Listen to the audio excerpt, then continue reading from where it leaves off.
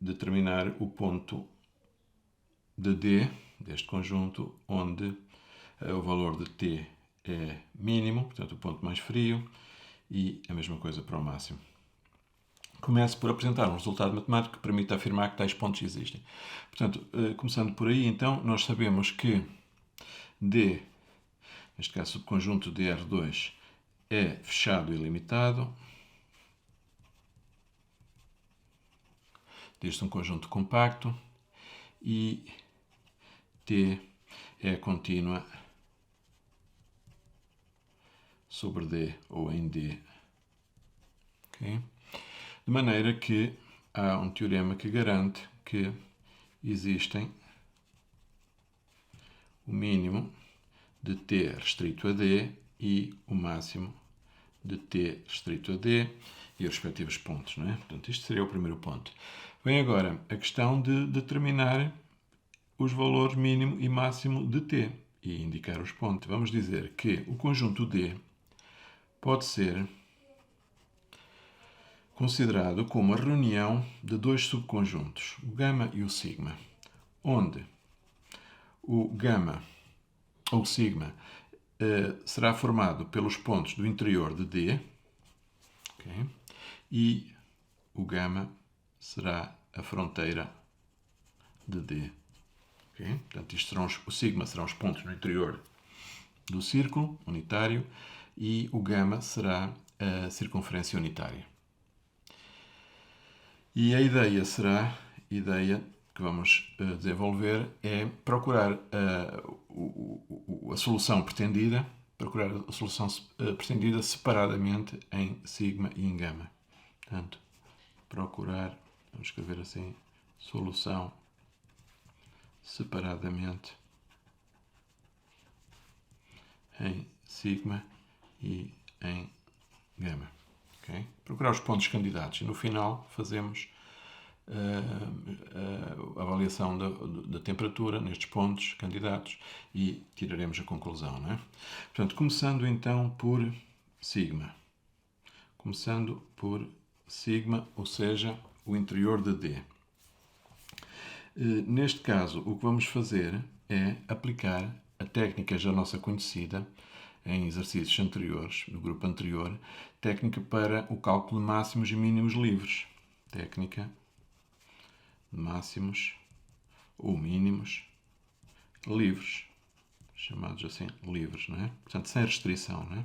Portanto, o que nós vamos fazer vai ser, muito concretamente, uma vez que esta função t é uma função diferenciável, ela é de classe infinita, tem derivadas de qualquer ordem, contínuas. Uma vez que esta função é diferenciável, nós vamos procurar os pontos críticos e seguramente, eventuais candidatos serão capturados dessa forma. Portanto, vamos calcular os pontos críticos de T, vamos ver se existem pontos críticos em sigma, portanto, no interior deste círculo, e caso existam, tomamos nota deles, registamos porque serão considerados no final, quando fizermos a avaliação do F. Portanto, pontos críticos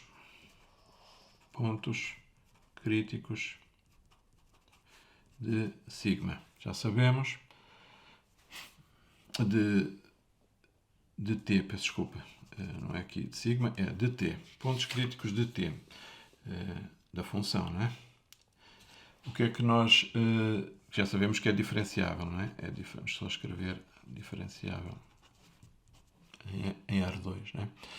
Portanto, calculamos o gradiente de T num qualquer ponto e igualamos ao vetor nulo. E, portanto, neste caso vai ficar 2x 4y menos 1 igual a 0, 0, ou seja, fica x igual a 0, y igual a 1 quarto, não é? X, y igual a 0, 1 quarto. Ora, 0, 1 quarto, de facto, é um ponto que pertence a sigma. Não é? E, portanto, vamos considerá-lo como um candidato. Não é? Vamos já tomar aqui nota, destacar que 0, 1 quarto é ponto candidato. Vamos chamar-lhe assim. Ok? Pronto.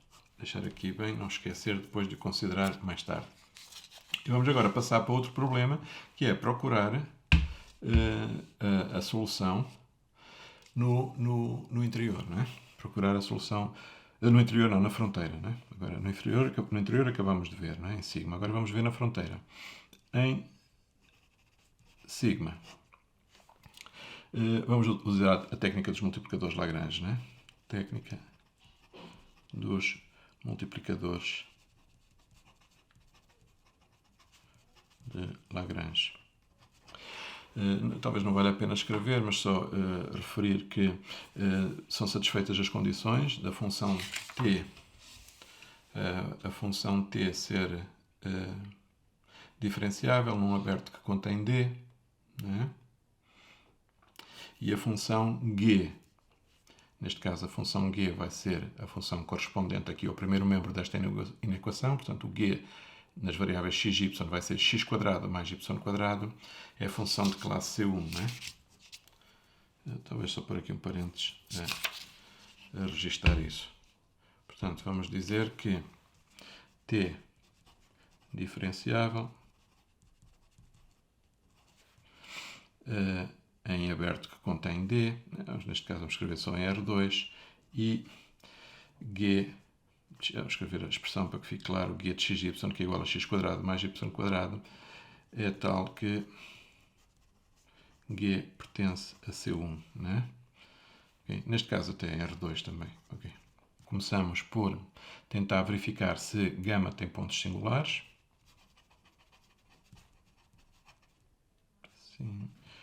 Singulares de γ.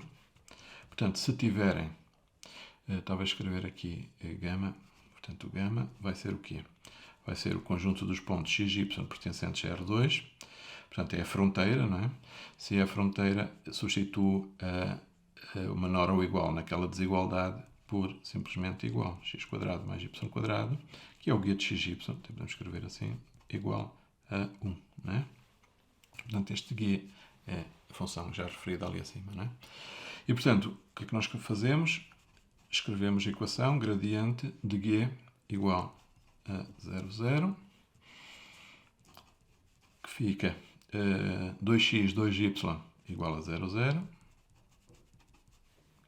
0, 0, ou seja, fica xy igual a 0, 0. E este ponto não pertence a γ, não é? Não pertence a γ. Portanto, vamos dizer assim, por aqui sem candidatos, não é? Sem candidato ou candidatos aqui, não é? Não há, todos os pontos de γ dizem-se pontos regulares. E de maneira que nesta altura íamos resolver o sistema de equações do método Lagrange, né? Método Lagrange. Portanto, não sabemos o gradiente da função t no ponto xy e é igual a lambda gradiente da função g no mesmo ponto. E, neste caso, o g de xy igual a... o g de xy, portanto, neste caso, é igual a 1, uma constante, em todo caso, né? Igual a 1, é a restrição. De maneira que, substituindo, fica gradiente de t, já calculamos, é 2x 4y menos 1, portanto, fica 2x, 4y menos 1, igual a lambda, multiplica 2x, né? 2x, 2y. E aqui fica x² mais y² igual a 1, né? Ok? Continuando, fica, em relação à primeira equação, tenho 2x igual a lambda 2x. Cortando o 2, fica x igual a lambda vezes x, ou, passando tudo para o primeiro membro, fica x que multiplica, abrir parênteses, 1 menos lambda igual a 0. Em relação à segunda componente, tem 4y igual a lambda 2y. E posso escrever y que multiplico 4 menos 2 lambda igual a 1. E a equação de baixo mantém-se, né? x² mais y² igual a 1. Okay? Agora, aqui na equação de cima, percebe-se de imediato que há duas possibilidades a considerar, o x igual a 0 e se o x for igual a 0, tenho na equação de baixo y 0 mais y ao quadrado igual a 1, portanto fica y quadrado igual a 1. Não é? A equação aqui, nesta nem me interessará, se não estiver interessado no valor do lambda, vamos supor que não. Ou, outra possibilidade é este fator anular-se, ou seja, lambda igual a 1. E se o lambda for igual a 1, a equação do meio diz-me que y vezes 2 igual a 1, 2y igual a 1, e a de baixo mantém-se, x quadrado mais y quadrado igual a 1, de maneira que posso já escrever que tenho aqui duas possibilidades, que é, deste aqui saem os pontos,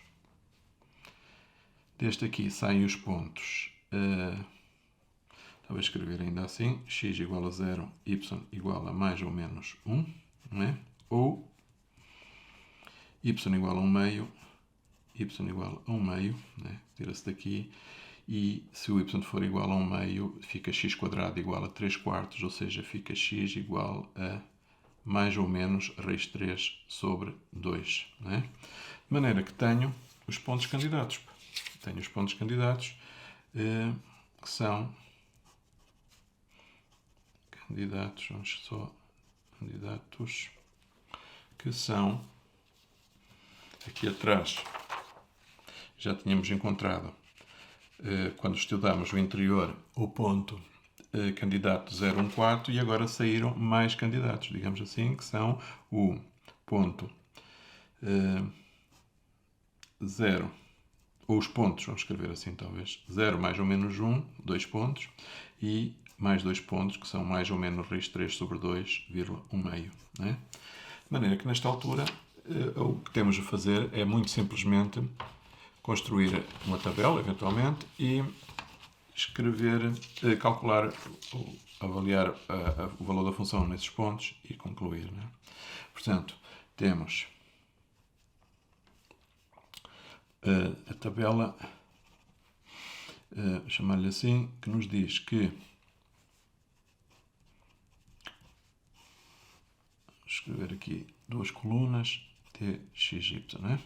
Portanto, pontos candidatos. Ora, nós já tínhamos encontrado aqui atrás o ponto candidato, volto a lembrar, o ponto candidato 0, 1 quarto. Né? 0, 1 quarto, vamos escrevê-lo, 0, 1 quarto. O valor da função neste ponto, eu vou copiar, tenho aqui já escrito, é 3 menos 1 oitavo, depois não se pode simplificar, mas pode ficar assim. E temos agora mais estes aqui, ou seja, vou ter o menos raiz 3 sobre 2, 1 meio. O valor da função aqui é 3 mais 3 quartos. Tenho o raiz 3 sobre 2, 1 meio.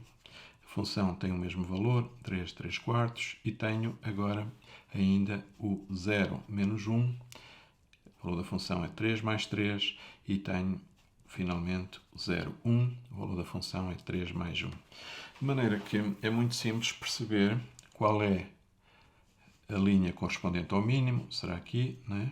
Do 3, aqui menos 1 oitavo, aqui é 3 quartos, 3 quartos, 3, 1, e o máximo estará aqui nesta linha. Né? Pronto, e respondemos de acordo com isto, e temos então a resposta, que é a resposta, o ponto mais frio, né? Aqui falava-se o ponto mais frio, onde o t é mínimo, é o ponto de coordenadas 0, 1 quarto. E podemos pôr o valor da temperatura, o valor de T é 3 menos 1 oitavo. E o ponto mais quente é, portanto, o 0 menos 1, e o valor de T neste ponto é 3 e 3, 6, né?